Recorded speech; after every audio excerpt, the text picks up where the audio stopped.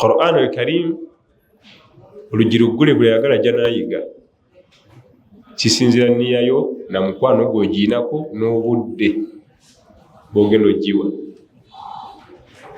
Obuzibu bwayo eyagala nnyo obudde, ekyo kimu. Ekyokubiri ya ntondo, bwe mba munaakwatagana waliwo byolina okusiimuula mu life yo. Simanyi matatu, simanyi okulaba movie, simanyi kutula mu ngambaawo kafoomu ku dduuka kuva ku makya paka kawungeezi.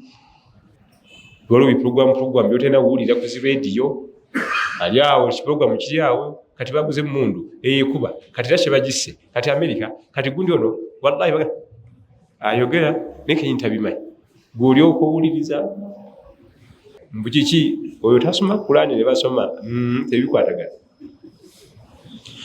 Ayagala okuyiga Qur'ani yenna niya malirira gende wa coach, funa coach agenda ku coaching eyitaga time. Ebiseera ebisinga okukola ekintu obulungi wetaaga ensonga 3. Ensonga esooka okwagala, tunoonya kabandabe, tunoonya ssente, kabankakase, kabantegeere gwenga gwe okubanga oyagala. Allah yakola okwagala ku kintu. Ne bwogenda mu departments endala zonna, ne bwogenda mu bayimbi abakyasinza okuyimba obulungi bali baagala bwagazi kuyimba, tebanoonya ssente.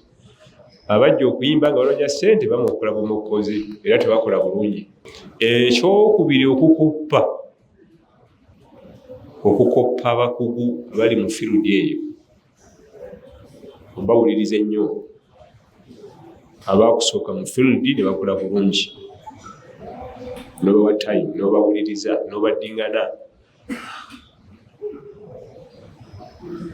Ekyo kigambo kikulu nnyo. Era buli olabanga omuntu yenna ng'akola bulungi ekintu, 9 ku buli 10 baba bakoppa.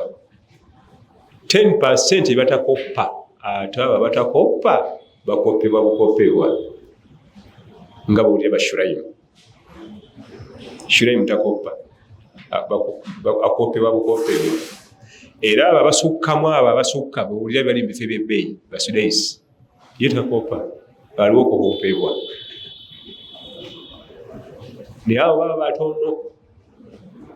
Mu kyasa ekiramba Allah afumyamu 3-4, tafumya bangi. Nsi yonna egenda koppa oyo. Buli gy'ogenda otuuka bakankanya obulago, n'akankanya obulowoozi bwa Shurayimu bugejja guti. Percentage ennene okoppa. Mu departments zonna ne bwogenda mu kuzannya emipiira eraga nti gundi omuzannyi gundi gwe neegombanga nekoppa engeri gyasibamu omupiira gwaddukamu. Ate bw'otuuka kuffe bannakunkunya edda olw'okuba nti Qur'an teyakkira wano naki n'okuwuliriza nnyo bali nziramu. Percentage ennene ekola ebintu obulungi balinamu ka article koppa abakugu abaali bakola ekyo. Bayinza kuba baafa dda, bayinza n'okuba tebali mu nsi mwoli. N'ebintu byonna bitutudde wano mu ddalasa nga tusomesa tuteekeddwa okuba nga byebokoppa. Kizibu okuba nga gw'otandise abo batono abatandika ne bakoppebwa bukoppebwa, bo tebakoppa. Sheikh Muhammad Siddiq al-Minshawi, edduniya yonna ekoppa oyo. Ate bwe tugamba okukoppa, tokoppa byonna 10 ku 10 copy and paste. Okoppa n'oyingiza omumwo n'ogattamu ati owuwo n'ogattamu newooli n'omunyunguza. Kalekese bulungi. Naye ayagala okuyiga Qur'an nga bwe batugamba as-salafu salihin watirdaduhu yazidadu fihi tajammula. Gy'okumugidingana gy'okumutereeza yakuddingana nnyo. Eyo Suratu Nnaasi n'okisoma emirundi egigenda mu 10, 20, 15 esula egi. Ate ffe bye situbyagala naye alina obudde obutuula awo ssaawa 2 atudde awaani. Situbyagala ebyo ffe. Aya zino zifaanagana oyawule eno. Wa idha al-ardu muddat wa ila al-ardi ebyo ani bidde ate bino etombuulira sina buddo. Agenze kulaba mupiira, ayagala n'abakapiira ate banasaaza Qur'ani yatuke bulungi. Ekyo ani ekikulimu.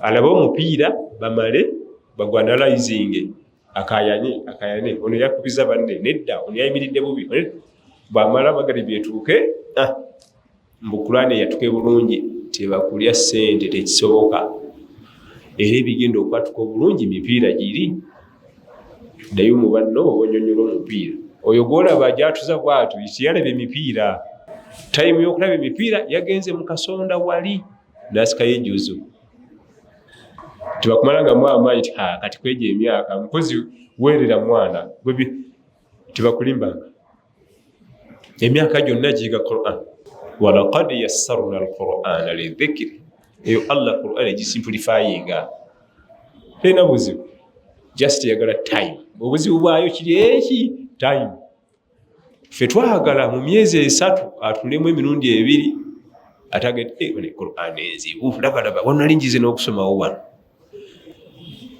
neba yali motoka mu myezi 3 n'otula emirundi 2 ku stage togijjawa tekeddwa kubanga daily program